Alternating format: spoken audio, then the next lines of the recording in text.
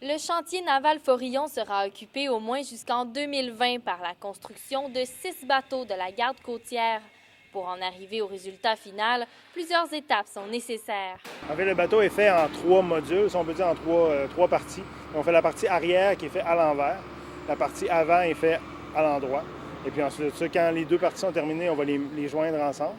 Puis la 3e partie, c'est vraiment la superstructure, donc toutes les cabines en haut, puis les postes de commande et tout ça. Sur 55 employés, une quarantaine travaille sur les bateaux de recherche et de sauvetage. Le premier doit être livré cet automne pour remplacer le NGCC Cap-aux-Meules aux îles de la Madeleine. Ça se passe très bien. On en a un déjà qui se m'a construit.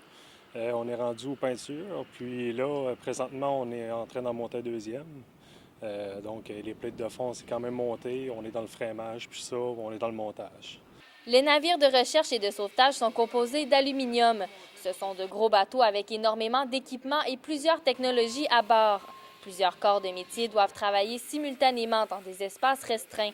La construction de tels navires nécessite qu'on passe au peigne fin chaque détail. C'est sûr que tous nos bateaux sont tous vérifiés. C'est pas mal au rayon X. Puis on a un superviseur aussi qui fait toujours la vérification de jour en jour dans les étapes qu'on avance. On a de la stabilité pour au moins 4 ans, donc ça nous permet d'investir dans nos infrastructures, d'avoir la main-d'œuvre qui sont vraiment ici à long terme.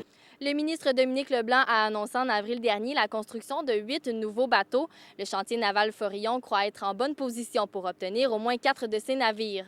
Stéphanie Collin, à Gaspé.